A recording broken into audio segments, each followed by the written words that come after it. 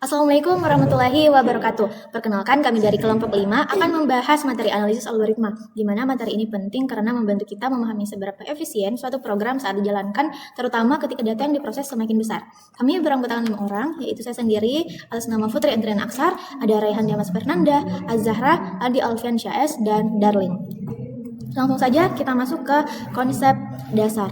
Apa sih itu algoritma? Jadi, analisis algoritma adalah proses untuk mengevaluasi kinerja suatu algoritma dalam menyelesaikan masalah. Nah, jadi bukan hanya apakah program berjalan, tetapi seberapa cepat dan seberapa efisiensi program tersebut. Hal ini penting karena dua algoritma bisa menghasilkan output yang sama, tetapi waktu eksekusinya bisa sangat berbeda. Nah, dalam algoritma ada dua aspek utama, yaitu time complexity dan space complexity, di mana time complexity ini mengukur seberapa lama program berjalan, sedangkan space complexity mengukur berapa banyak memori yang digunakan. Biasanya dalam banyak kasus kita lebih fokus pada time complexity karena berkaitan langsung dengan kecepatan program. Selanjutnya saya serahkan kepada pemateri kedua. Ini kan ya, kalau masuk slide 5 ya, ganti lagi toh. Ini saya baca. Oke.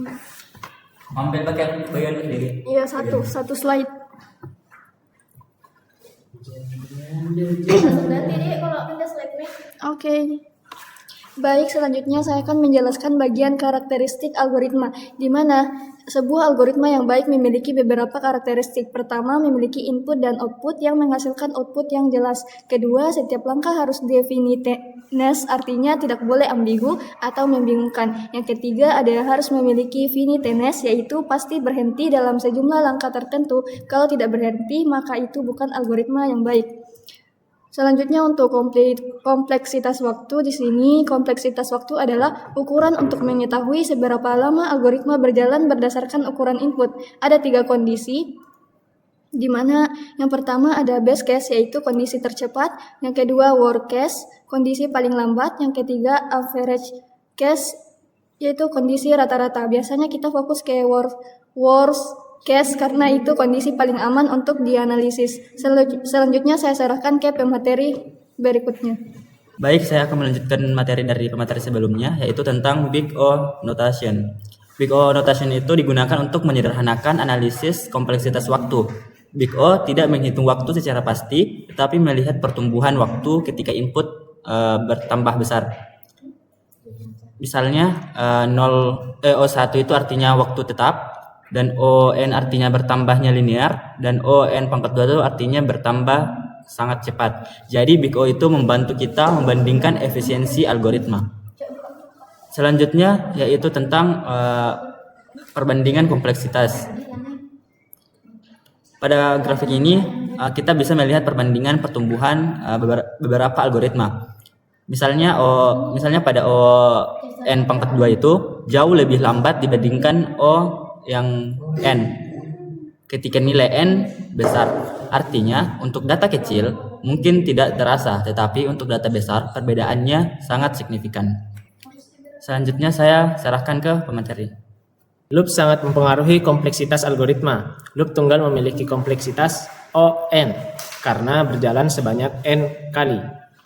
Nested loop menjadi ON pangkat 2 karena ada perulangan di dalam perulangan. Sedangkan loop seperti I dikali 2 menghasilkan O log N karena jumlah iterasinya tidak sebanyak N tetapi lebih sedikit secara logaritmik. Rekursi adalah teknik di mana fungsi memanggil dirinya sendiri. Biasanya digunakan untuk menyelesaikan masalah yang dapat dipecahkan menjadi bagian yang lebih kecil, seperti faktorial atau traversal pada tree. Namun, rekursi harus digunakan dengan hati-hati karena bisa menyebabkan penggunaan memori yang besar jika tidak efisien. Saya serahkan kepada pemateri selanjutnya. Nah, pada slide contoh soal dan pembahasan, di mana pada contoh soal ini kita bisa melihat berbagai jenis kompleksitas. Loop sederhana menghasilkan O dalam kurung N, di mana nested loop menghasilkan ON pangkat 2 dan triple nested loop menghasilkan ON pangkat 3. Nah, sedangkan loop dengan I dikali 2 menghasilkan O log N. Dari sini kita bisa memahami bagaimana struktur kode mempengaruhi performa algoritma. Next. Nah, kesimpulannya yaitu dari pembahasan ini kita bisa menyimpulkan bahwa analisis algoritma sangat penting dalam pengembangan program. Dengan menggunakan big no notation, nah, kita bisa memperkirakan performa program bahkan sebelum dijalankan. Nah, sekian penjelasan dari kami. Terima kasih atas perhatiannya. Jika ada pertanyaan, kami siap menjawab. Assalamualaikum warahmatullahi wabarakatuh.